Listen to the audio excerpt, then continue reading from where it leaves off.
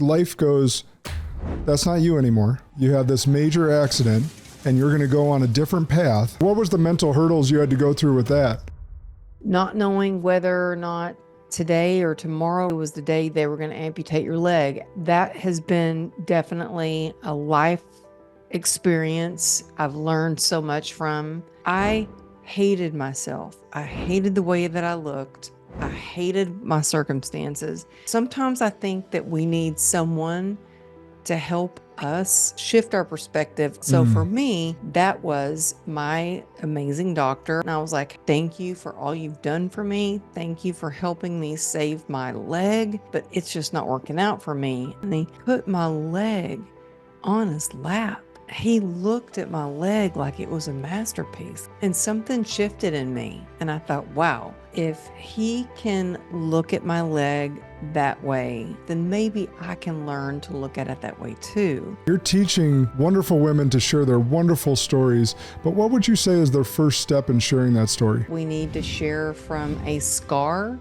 and not an open wound. Taking a good hard look at yourself and your life and knowing who you are, who you serve, and what you're all about.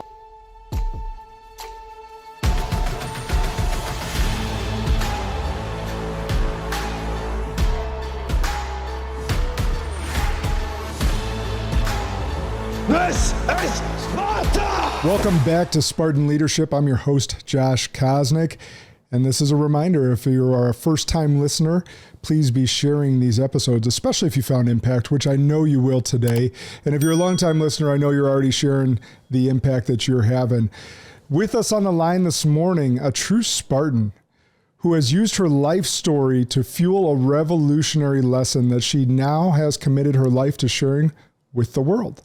Mother, motivational speaker, best-selling author, and a leader with true grit and grace. Please welcome Amberly Lago. Oh, you are amazing. Thank you so much for that awesome introduction. I'm so happy to be here with you. Thank you. Well, it's so true. And we got to spend some time together in Las Vegas with Ben Newman and got to hear you speak and your impactful story. So I am excited for the rest of the Spartan audience to hear your story as well. Well, thank you so much. Yeah, that was such an incredible event. And Ben asked me to speak at his event, and he's like, hey, if you'll come speak at my event, I'll come speak at your event. And I was like, deal, are you kidding me? Yeah. So he's coming to speak at my event in April of 2024, which is right around the corner. I feel like time flies so fast. And Comes honestly, in fast. oh, it does. And but actually, I will just say, just 2 days ago, I had something pop up on my Facebook. You know how you get those memories on Facebook that pop up? And it just came up. It was an X-ray. It was a post that I had done, and it was an X-ray that I had taken, and I just found out that I did not have to have another surgery, a 35th surgery, to take bone from my hip and put it into my leg. I had a non-union in my leg for over 2 years, and I was doing everything to try to get that bone to grow together. I was wearing a bone stimulator. I was working out. I was eating all the right things, taking all the right supplements. And it was the day that I got that news. And that just popped up on my news feed 2 days ago.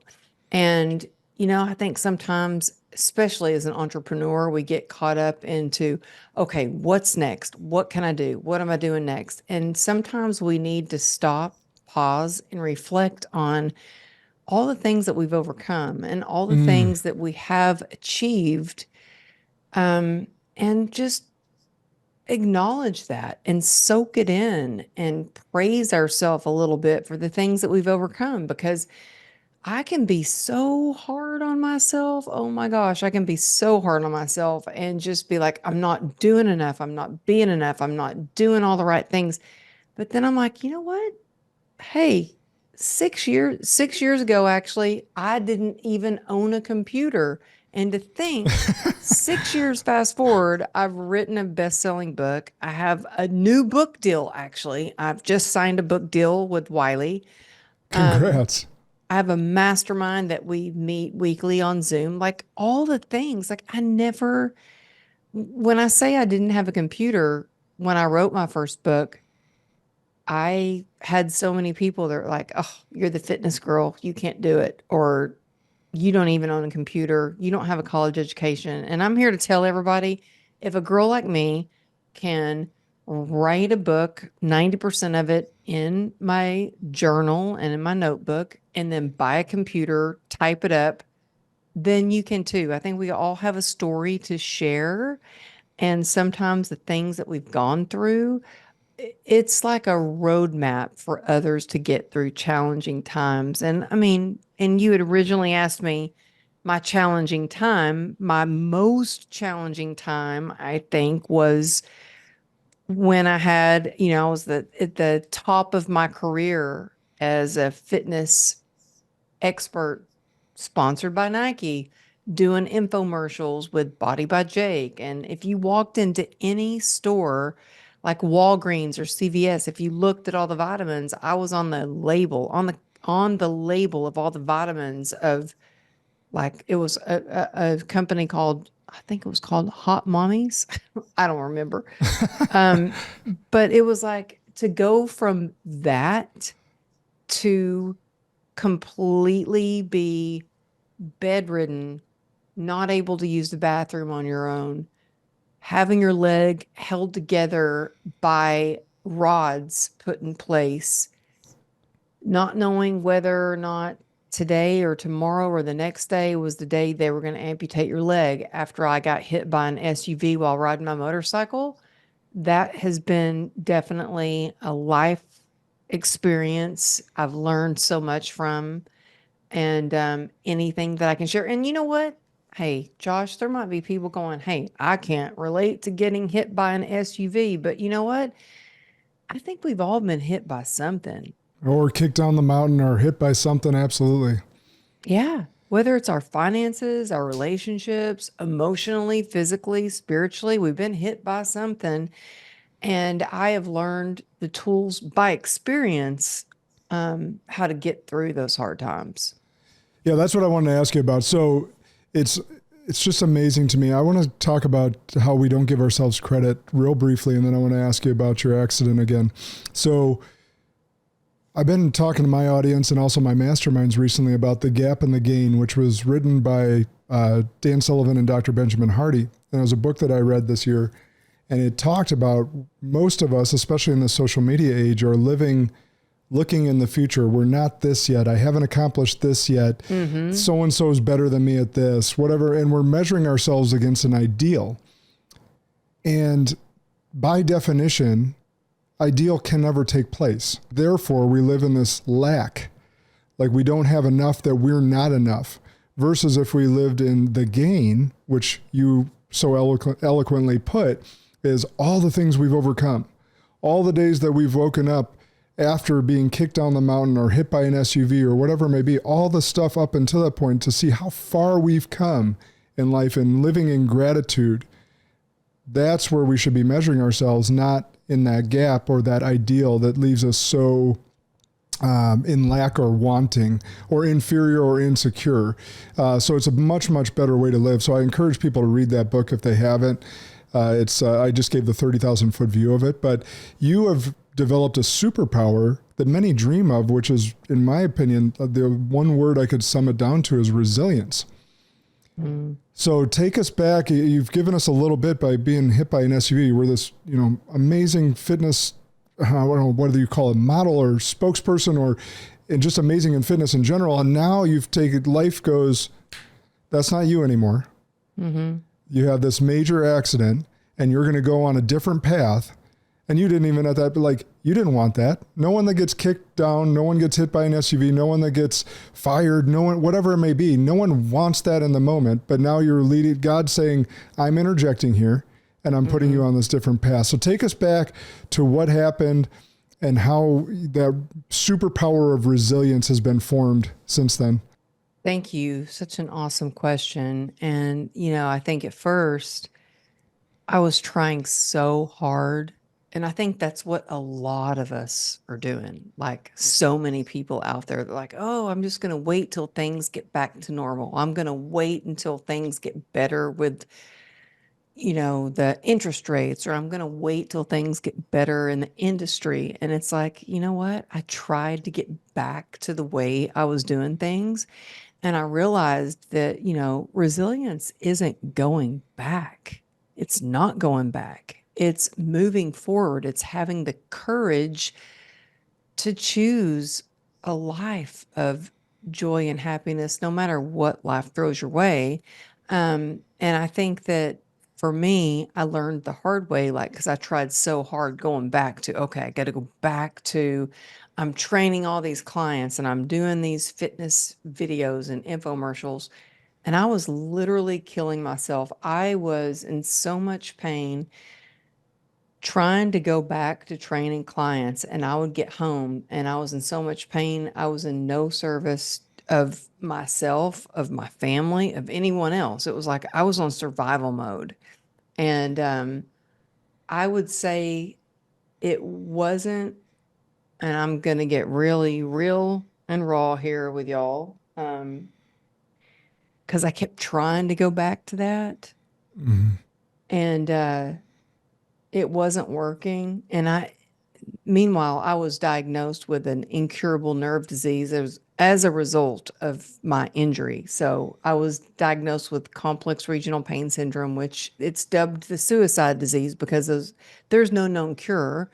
And it leaves you in constant chronic pain. And so I was like, holy crap, man, I'm going to be in pain the rest of my life. This really? Like, this is it? And they told me I would be wheelchair bound. I would never work again. I would never walk again. And I was like, this just cannot be my life. I went to the third doctor, who then, second doctor, diagnosed me, said, yep, you've got CRPS. Third doctor was like, yep, you've got CRPS. You got to take some radical action. And I was trying to take radical action, and I had a spinal stimulator implanted, which is nerve leads into your spine. Didn't work. Ketamine infusions, spinal radio frequency, which the main side effect is paralyzation. Like, you can become paralyzed by having this treatment. And I want to say that because I was risking being paralyzed to get out of the pain that I'm Yeah. in. So I'm still in pain every single day. Spinal blocks. At one point, I was on 73 homeopathic pills and 11 different prescription medications.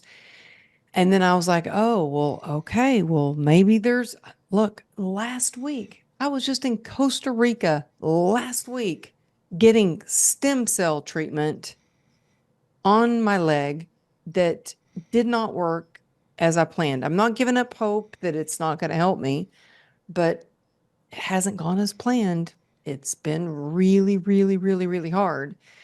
And all these things to be said, it's like there's got to be a different way. Like, what can I do to get through this? And I'll tell you things that have helped me to get through this.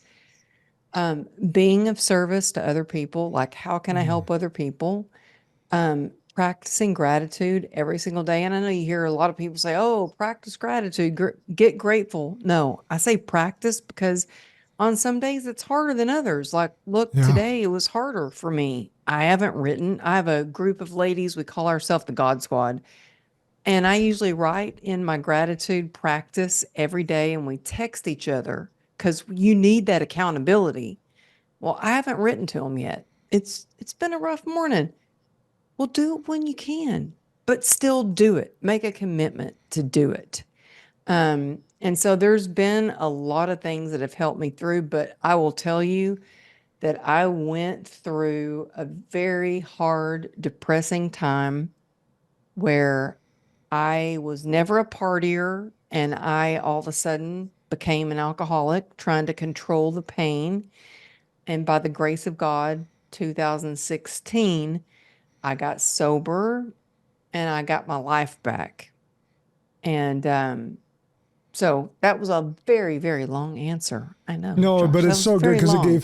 it gave people context, because at the beginning dropped the bomb that you got hit by his SUV and that you had 35 surgeries after that. So I wanted to give you that opportunity to tell a little bit more of that story for them. So that resilience piece, I mean, I have so many questions, and thank you for showing up today, even though it's been such a rough morning. And that just shows true grit and grace and honoring commitments. And I know you're going to text that group, the God Squad, which is an awesome name as well as we go forward. I have a question. I'm thinking about, so I just remember seeing you in Vegas and hearing your story, and you have such a beautiful spirit. And the thing that I was thinking about is you go from a fitness model on covers and stuff of this nature, and then you have one of your legs completely mangled. And I was just thinking through this, like, and so for those of you who had not seen her today, like when I saw her in Vegas, she's in heels, in beautiful dresses, and looking as sharp as possible can be. And like, she's not hiding her legs. She's not hiding who she is at all. She's just out there, and she's 100% her. And that's why I really admire your spirit. Was there any thoughts with the, like, coming from like a vain world of fitness and having your, you know, your body essentially, I don't know what the right word is, but, you know, damaged in that way? I was like, what was the mental hurdles you had to go through with that? I totally get where you're coming from. Like, totally get it. Because I was there. Like, my nickname at the gym used to be Legs, because I was known for having these big, strong, gorgeous legs. And to go from that, and I had regularly contributed to Health Magazine and Shape Magazine and Fit Pregnancy, like articles on how-to tips for fitness.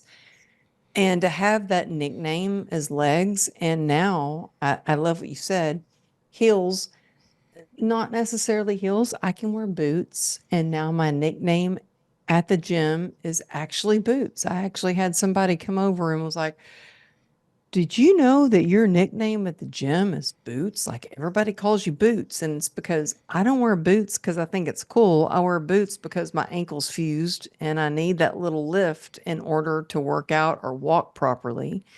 And so I just like do what I have to do, but it took me a long, long time to get there. I hated myself. I hated the way that I looked. I hated my circumstances. And it wasn't until sometimes I think that we need someone to help us shift our perspective or love ourselves a little bit more until we can do it ourselves. And so for me, that was my amazing doctor. I went in to go see him, and this was about a year after the accident. And I was like, hey, Dr. Wiss, I love you. Thank you for all you've done for me. Thank you for helping me save my leg. You've performed all these surgeries, but it's just not working out for me. And my leg is giving me too much pain. We got to amputate it. And he changed everything for me.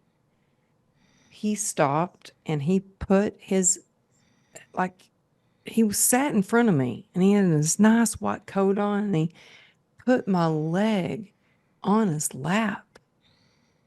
And he looked at my leg like it was a masterpiece, like it was a work of art, like, look at what he saved. And something shifted in me. And I thought, wow, if he can look at my leg that way, like it's a masterpiece, then maybe I can learn to look at it that way too. And from that day on, I started to love my leg a little bit more and a little bit more, and to where I was able to wear shorts. And now I wear shorts, I wear skirts, and I love showing my scars so that others know that they can heal. That's so powerful. It made me think of Andy Frisella's story, because he got stabbed in the face, and for a year after, his face was swollen.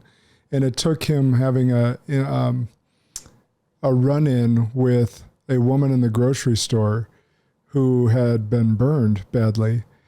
And she looked him dead in the eyes and said, "What the F happened to your face?"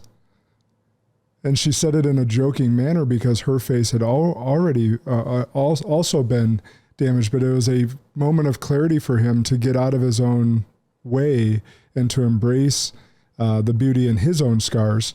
And he's told that story many times now as well. So it's just interesting, like you mentioned, having someone else love your imperfections before you can love your imperfections and go forward. Yeah. Oh, it's so powerful. So powerful. All right. So speaking of powerful, we haven't had, to my dismay, like I haven't counted, but we haven't had as many powerhouse women on the Spartan Leadership podcast as men. And so I'm really excited to pull some more insight out of you, because part of your mission is to lead other powerhouse women and to share their story with the world. So what is it about working with women that makes this mission unique from working with other demographics looking to share their own stories?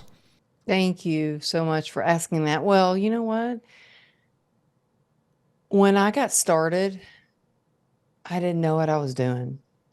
I had no idea. I had no social media following. I didn't have contacts. And I remember I got a publisher that wanted to publish my book. And I was like, oh my gosh, this is amazing. And then they wrote back, well, we don't do any marketing or branding. If you want the book into people's hands, you've got to do it yourself.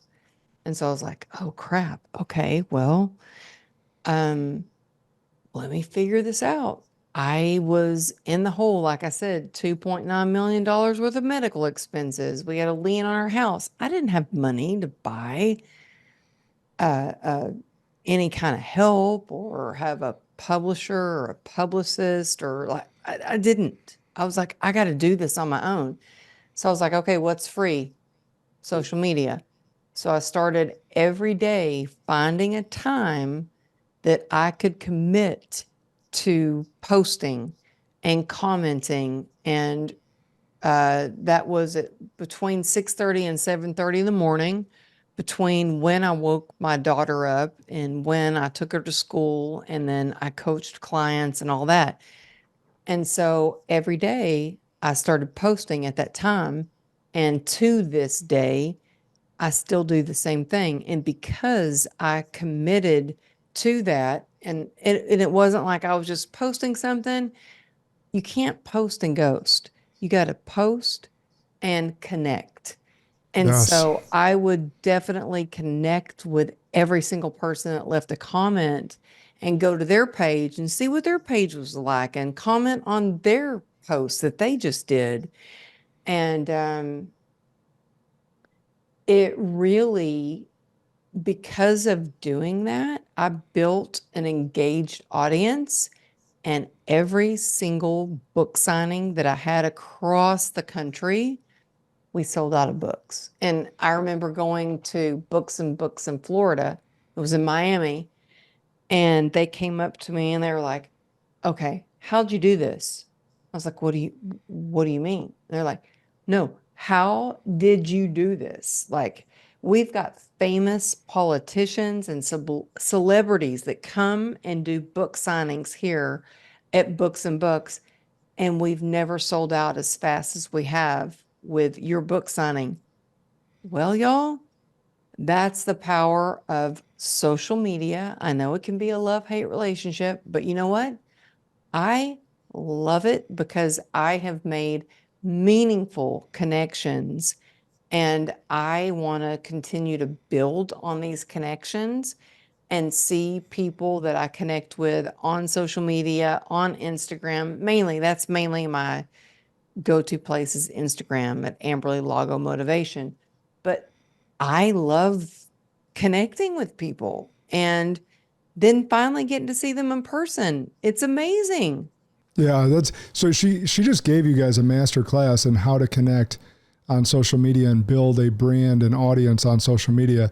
So if you guys want to go back and listen to that, please do, because it's all about producing and connecting. Mm-hmm. Most people go on to social media to consume.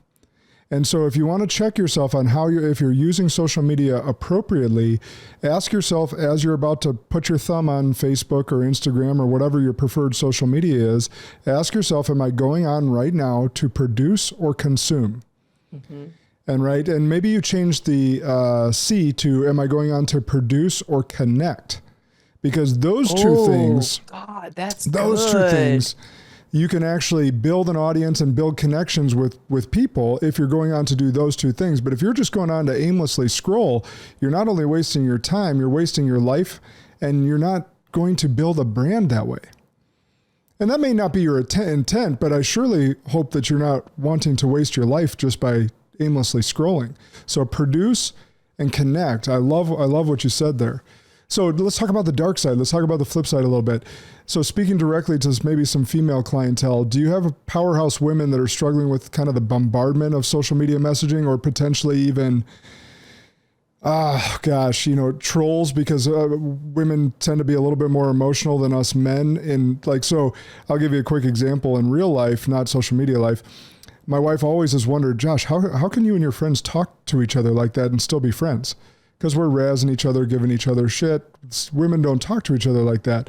But in social media, the trolls and the negative comments and even potentially some private messages getting into women, are you seeing some other powerhouse women deal with that in a negative light, and maybe some advice around that? Great question. Well, I can't speak to how other women deal with that and the trolls, but I can speak to how I have dealt with it. And I think that you have to be really, really healed, really have done the work on yourself before you start sharing things on social media. And I think that we need to share from a scar and not an open wound, meaning that you got to be really healed and comfortable in your own skin and comfortable in who you are before you start just going on social media and sharing things. And let me give you an example of that.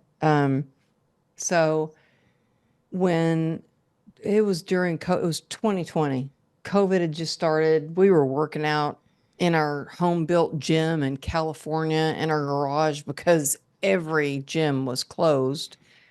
And my daughter got on TikTok and she was like, "Oh my gosh, Mom, I'm getting thousands of views and blah, blah, blah." And I was like, "Hey, maybe I should get on TikTok." And she goes, no, you're way too old to get on TikTok. And I was like, well, then I'm definitely getting on TikTok. If I'm too old for it, count me in. And so I flipped the camera over, and I remember I had some tap shoes and I was really trying to squeeze my foot into these tap shoes. And my daughter was like, "Mom, I don't think your foot's going to fit in those tap shoes anymore." And I was like, "Oh, I am going to squeeze my freaking foot in these tap shoes. And I'm doing a tap dance." Finally got these tap shoes on, flipped the camera over, did a tap dance. And I wrote on there, "This is the first time that I've tapped in 34 years since my accident and blah, blah, blah." Well, it went viral. But also the messages that I got were, "Please don't ever post a picture of your leg again. I saw it and I almost threw up." Like it was bad. If I had not done the healing work that I've done on myself and complete acceptance for who I am, what I am, who I serve, like what I look like, that probably would have been devastating for me. But knowing, like, hey, these scars, man, I earned it. I'm so lucky I have a leg. I'm grateful. And then seeing a comment like that, I'm like, you know what? I wish you all the best. How can I help you? I mean, think about the hurt mentally they're in, or emotionally that they're in, to actually type that out and hit return or enter to say that to someone, like the mental or emotional anguish they're going through internally for someone to even post that. So yeah, that's probably one of the more powerful quotes I think I've ever heard, is "share from a scar, not an open wound," because it perfectly describes victim versus victor. And too many people that we see, and you want to know the fastest way for me to unfollow you or unfriend you is post as a victim. I have no time for that negativity and that wanting attention type talk on my feed. I try to keep it positive. I try to keep it impactful and inspirational. And if you're one that's going to constantly look for likes and affirmations from a fake audience with your victim story, I will unfollow or unfriend you. And I know that I am not the only one. So rather than we're someone like yourself who's healed the scar, posting from a victor standpoint and sharing through vulnerability and how you overcome and the resilience that you've shown, man, that's powerful, because other people know that they can now get through it too. Well, thank you. And you know, I have setbacks like all of us, you know. I just got back from a trip to try to treat my pain and it didn't go well. And to be back in a wheelchair and then back on crutches and all that. Oh God, it's emotionally, it's hard, you know, it's really, Yeah. really hard. And thank goodness I've picked up some tools along the way that I can get through those moments, you know, and I can remind myself. And I think the thing that helps me the most, and this may seem so simple, and you might hear this all the time, but let me tell you, gratitude is my medicine. And Yeah. I have like I said, a gratitude practice of women that, man, I won't feel like writing down what I'm grateful for. I can feel upset or like life's unfair or shit, this is hard. And then I start seeing all these gratitudes that my sober sisters are writing me. And I'm like, yeah, you know what? Life is damn good. You know, life is good. And I write down what I'm grateful for and I share it. But it's these rituals, it's these routines, it's the habits that we form that get us to the next level. And the people who succeed are the people who do the things that, man, they're hard to do on days when you're not motivated. It's the people that get ahead that are doing the things, even though life sucks and you got a lot of obstacles that you keep going. Yeah. And it's really, I think success is built on relationships. I mean, that's how I met you. Yeah. And the connections that we build in the relationships, as soon as you continue to go deeper and deeper with people, the blessings just pour in. And then you have more to be grateful for, which is what life's all about. All right, last couple of questions so we keep on time. I saw something on your page that was new to me, not a new concept, but I have not seen it as like an intake element to a group. So for the ladies who are interested in joining your community of powerhouse women, they have to provide an influence goal, which I thought was just fascinating. So what is it? Like, why is that important and required to become part of your community?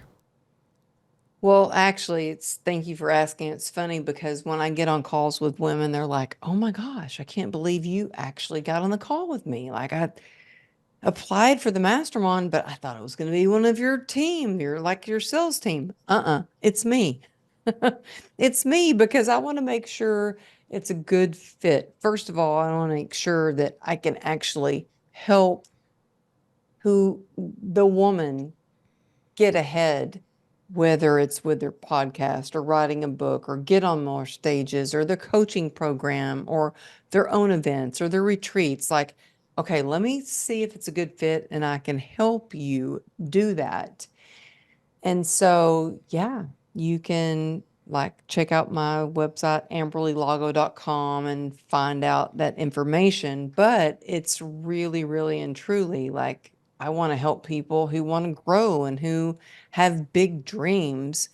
And so, yeah, thank you for asking that. Yeah. So the influence piece of it is unique, I think, to you. I'm just curious, like, is there a theme that you're seeing with who they want to influence? Oh, well, I think the thing, honestly, that sets it apart from anything out there, and I know there are a ton of masterminds, there's a ton of coaching and whatever. what sets it apart is, for me, the people who join the mastermind, they get to be on stage. They get to have their talk recorded with, I've got two major media companies coming out to record the whole thing. So they get a sizzle reel, they get their picture on stage, they get to say they shared the stage with John Gordon, Ben Newman, Rachel Luna, Henry Amar, Rudy Ricksteins. Like, sometimes that's all you need as a speaker to launch your career. I know for me, all I needed was that 5 minutes on stage to say, hey, I've spoken on stage with Dean Graziosi and Randy Garn and Lewis Howes, and the list goes on. And then it was like, oh, I got booked over and over and over to speak at this event, and this event. So I want to provide that same opportunity for people who join my mastermind. And that's the thing, there's a lot of masterminds out there, and they're like, oh yeah, you get one-on-one or group coaching. Some of them don't even offer one-on-one coaching. Like, I offer one-on-one coaching plus group coaching plus in my home for mastermind days. Plus, yeah, you're going to be on stage and you're going to have that video for your sizzle reel. So I want to offer tangible things, like things that people can take. Okay, I paid this much money and this is the video and these are the pictures I got from it. You know what I mean? No, it's really good. And I love that you're going above and beyond for the people that are in your community. So for other success-minded female leaders out there, what is the first step in sharing their story with the world as we go forward? Because you're speaking on all four sorts of stages. We also know that public speaking is the number one fear of the world. And you're teaching wonderful women to share their wonderful stories. But what would you say is their first step in sharing that story?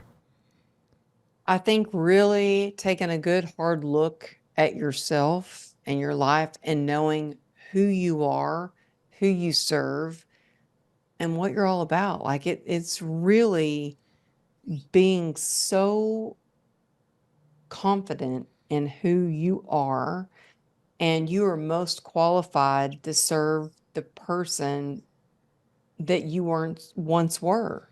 Yeah. And so I think once you know your values, and once that like, okay, who you are, and you've accepted all of you are and who you are, then you can start to go out there and reach out your potential client. But I think it really takes knowing your own values and knowing what your intentions are and knowing what's important to you. Like, what's important to you? For me, freedom is important. Like, I want to be free, like freedom.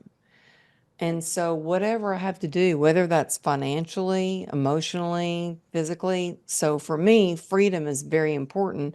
Financially, like, how can I make some passive income so I can do the things that I love, and I can invest a lot of money in all these things that I love doing, and I can still be free and not be like, oh my God, I got to make that credit card payment or whatever.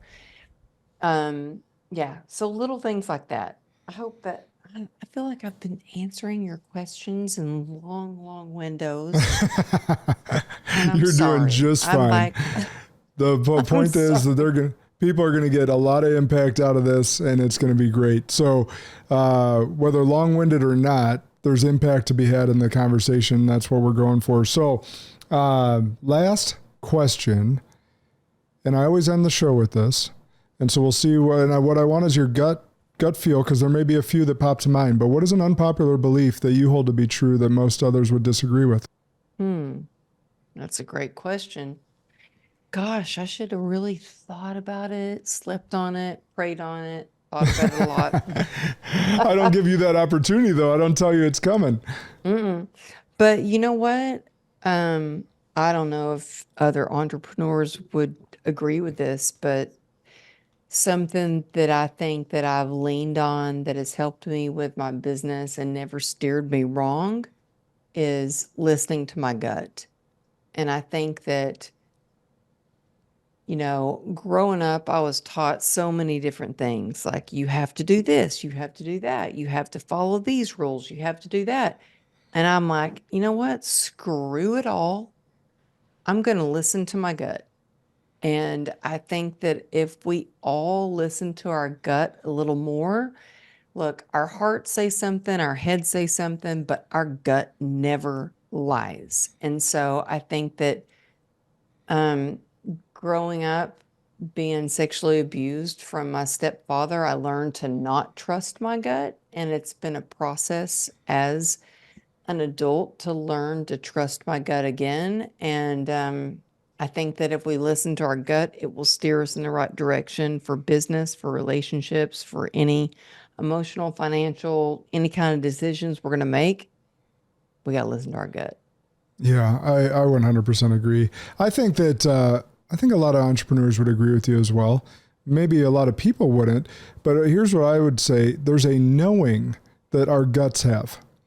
Our brain wants to back it up with logic.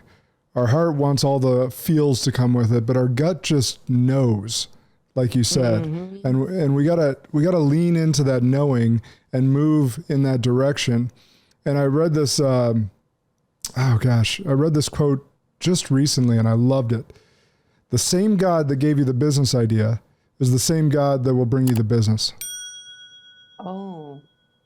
And I was like, that kind of just speaks to that knowing and that faith and that belief that, hey, if I'm going to lean into this business, if I'm going to go after what my gut's telling me to do, if I keep moving in that direction, keep putting one foot in front of the other, God's going to back me up. Yeah. So really good. Hey, where can everyone follow you? So if they want to book you to speak, if they want to follow you, they just want some Amberly Lago in their life. Where's the best spots for them to follow you?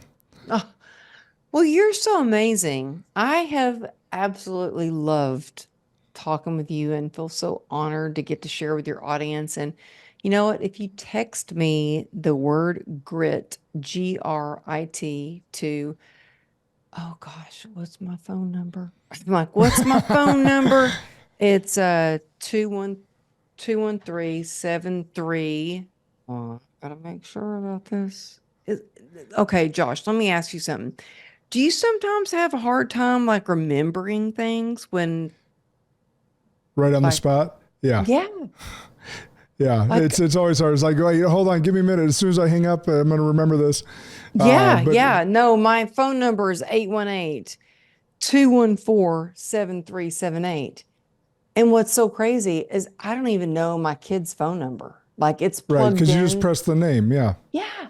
I don't even know my own number. It's like automatic. I push the button. Yeah. So y'all, if you want that free download, it's text the word grit. I just organized this like right before we got on the call, Josh. Seriously. So I was like, okay, right. let me get the So what's word. the number again? What's it? It's So grit 818-214-7378. And Awesome. I will say it's me texting you back. Like, people are like, oh, is that really you? I'm like, no, it's really me. So it might take me 2 days to get through it and see you, but it's me, because I love being connected to my audience and being able to hear from you. So yeah, I'm excited. That's great. And then Amberly Lago Motivation on Instagram, right? Yeah. And we'll have all this in the show notes as well, but I just wanted everyone to have that. Well, this has been an amazing conversation. I know you got to get running. I want to be respectful of your time. And so, Spartans, you know what to do. Share this far and wide. Amberly has poured her heart out into us and shared her incredible story today about resilience and grit and grace. Remember that good and great are the enemies of possible. Lead like a Spartan today.